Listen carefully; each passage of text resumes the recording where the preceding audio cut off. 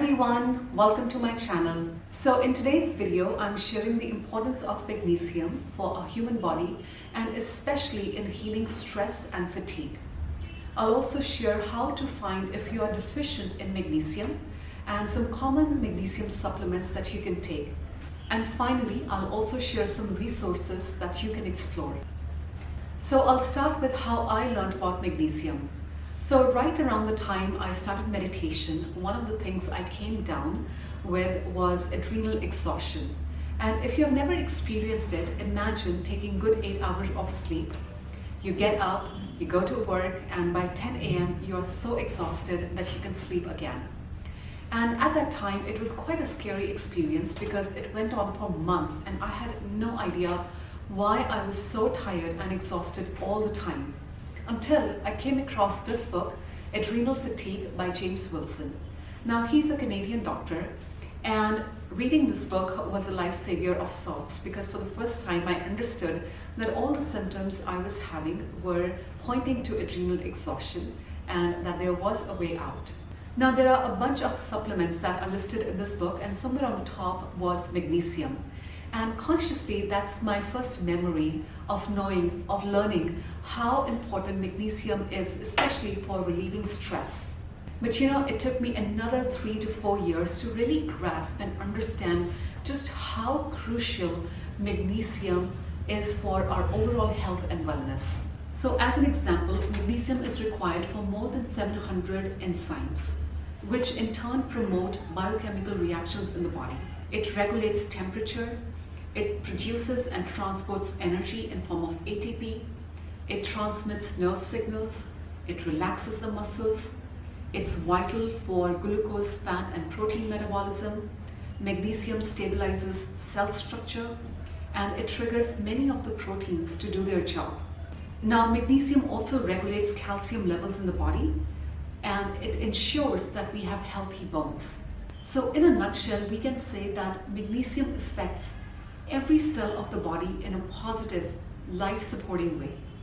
Now, magnesium is a required salt, and technically we should be getting it from our food. But our soil is so depleted in this mineral that most food sources lack this important nutrient. Now, there are a number of ways in which you can tell that you are running low on magnesium. Some common symptoms are, number one, splitting headaches, migraines.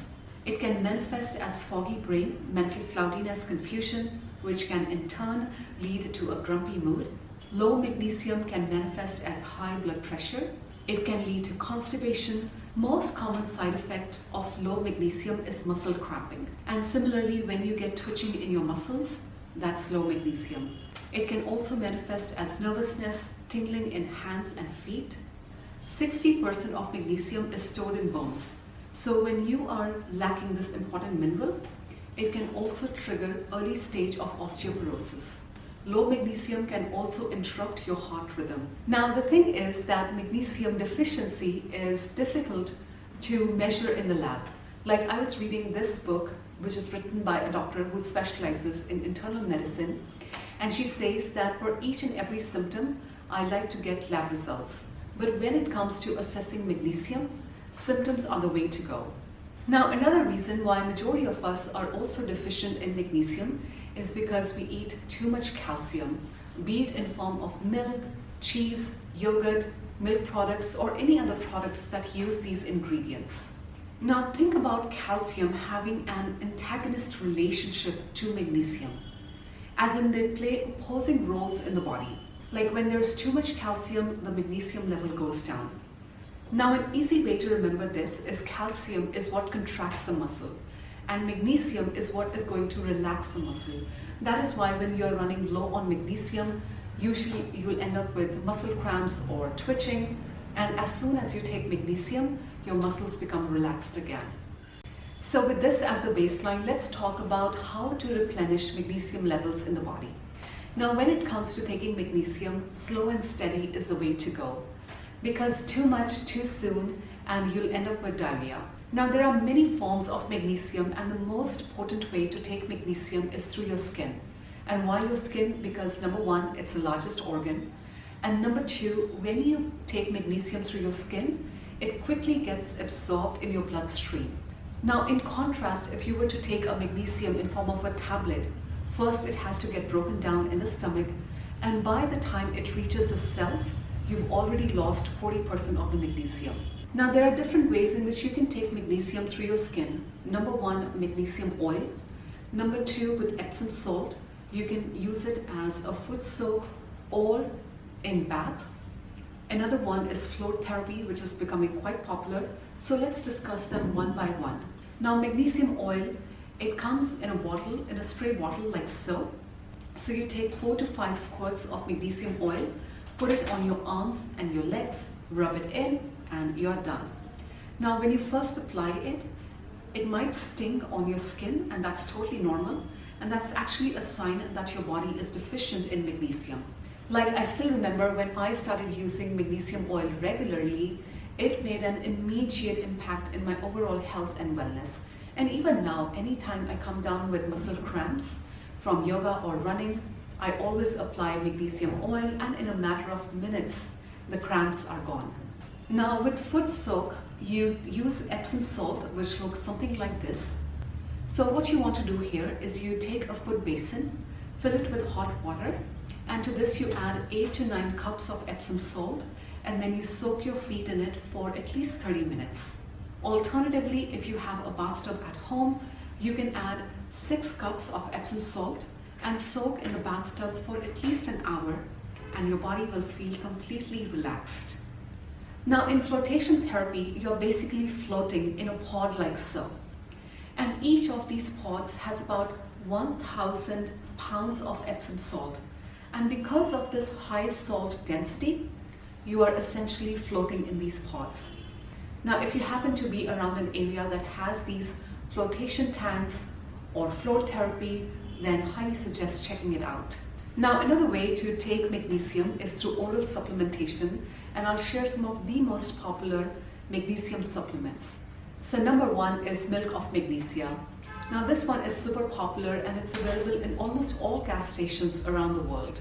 Now, recently I was reading this book on keto diet, and the doctor wrote that whenever her patients end up with constipation on keto diet, she always recommends milk of magnesia. Another popular magnesium supplement is Natural Calm, and it comes in many flavors. Now, it has magnesium in a citrate form, so I wouldn't recommend it taking every day because too much magnesium can hurt your liver. Now, other popular forms of magnesium supplement usually come in form of magnesium glycinate, magnesium chloride, magnesium carbonate, and magnesium hydroxylate. Of these, I like to gravitate towards first two. Now, glycinate is an amino acid, so when I take magnesium glycinate, I know I'm getting both magnesium and glycinate. And I tend to gravitate towards magnesium chloride simply because it's easily available. Now, the best magnesium supplement, at least in my experience, is ReMag. And what makes ReMag so special is that it is picometer ionic form of magnesium, simply meaning that the size of magnesium is so small that it passes through the cell membranes rather easily. And that's the thing about taking magnesium or any supplement, as a matter of fact. It's not just about taking a supplement, but how much of it is actually absorbed by your body. So if you are someone who struggles with a leaky gut and you've tried and tested different magnesium supplements, but nothing really has resonated, try this one. The other great thing about ReMag is that it doesn't have a laxative effect. Now, ReMag was formulated by Dr. Carolyn Dean, who is also the author of the bestseller, The Magnesium Miracle. And this is a bestseller. This is a great book. I honestly can't recommend it enough. Now, Dr. Dean also has an excellent blog with tons of great articles, resources, and I'll put a link to both her book and blog in the description below, so feel free to check those out. Now, another book on magnesium that I will highly recommend is this, which is Magnesium Reversing Disease by Dr. Thomas Levi. Now, Dr. Levi is a cardiologist, he's a lawyer, and he has written over 13 books on health. Now, when a cardiologist starts talking about magnesium, you know it's important and you need to pay attention. And again, Dr. Levi also has an excellent blog with tons of great information, and I'll put a link to his blog and book in the description below, and also all these supplements that I have shared in the video. Now, if you could take only one supplement for reducing stress and fatigue, let it be magnesium. Because as soon as you start taking it, you will notice a tremendous shift in your overall health and wellness. I hope the suggestions in this video were helpful. As always, please only take what resonates, discard the rest. Thank you so much for your time, and I will see you in the next video.